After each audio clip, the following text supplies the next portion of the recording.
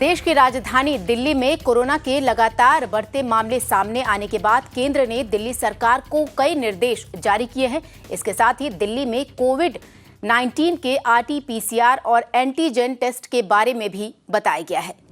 पिछले 7 दिनों के डेटा के मुताबिक 38% आरटी-पीसीआर टेस्ट किए गए हैं, तो वहीं 62% एंटीजन टेस्ट किए गए हैं। इस टेस्टिंग प्रक्रिया से कोरोना के 65% मामले आरटी-पीसीआर टेस्ट से सामने आए हैं। वहीं 35% केस एंटीजन टेस्टिंग से ट्रेस किए गए हैं। और इस खबर पर ज्यादा जानकारी देने के लिए हमारे साथ हमारे सहयोगी आयुष्मान जुड़ रहे हैं। जी आयुष्मान, सबसे पहले आपसे जानना चाहेंगे कि एक तरफ राजधानी दिल्ली में कोरोना के जो मामले हैं वो बढ़ रहे हैं, उनका ग्राफ बढ़ रहा है, लेकिन केंद्र ने जो चिंता व्यक्त की है कि टेस्टिंग में जो कमी है, कितना एक बड़ा गैप है दोनों के बीच, इसको दर्शकों को आप समझाइए।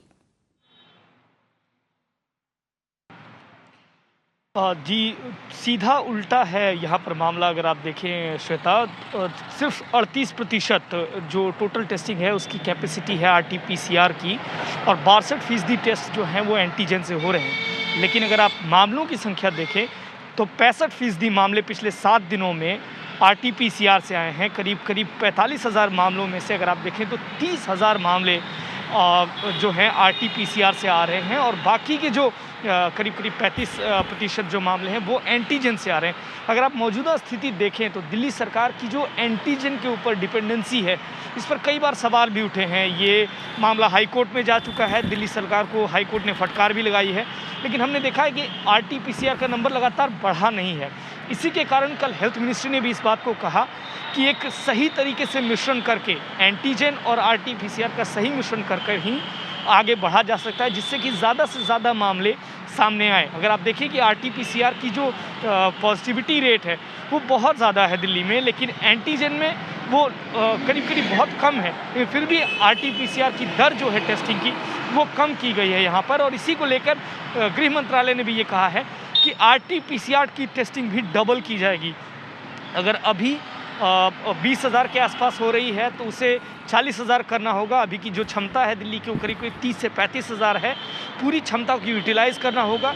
वो कैसे होगा वो आने वाले दिनों में देखना होगा। लेकिन अभी मौजूदा स्थिति में जब दिल्ली में ज़्यादा संक्रमण के मामले आ रहे हैं, सरकार का ये जोर है कि आरटी-पीसीआर टेस्ट दिल्ली सरकार बढ़ाए, जो कि आंकड़ों से दिखता नहीं है कि वो बढ़ रहा था पिछले कुछ दिनों में।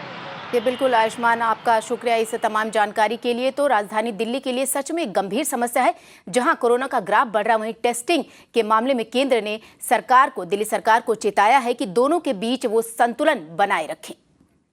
और वहीं केंद्रीय स्वास्थ्य मंत्रालय ने दिल्ली में कोरोना टेस्टिंग को लेकर चेताया। स्वास्थ्य मंत्रालय का कहना है कि दिल्ली में कोरोना संक्रमण के मामले बढ़ने के बावजूद टेस्टिंग को बढ़ाया नहीं गया है। आपकी स्क्रीन पर दिखाई दे रहे स्वास्थ्य मंत्रालय के इस डेटा से सितंबर और नवंबर महीने के बीच हुई कोरोना टेस्टिंग के बारे में बताया गया है। इसके साथ ही केंद्र ने दिल्ली सरकार को टेस्टिंग प्रक्रिया बढ़ाने का निर्देश भी दिया। सितंबर में वो लगभग प्रतिदिन 50,000 से 57,000 टेस्ट होने लगे, लेकिन फिर वो एक प्लेटो पर चले गए, यानी वो एक तरह से समतल हो गया ग्राफ, और टेस्ट बढ़ने की जो दर थी वो रुक गई।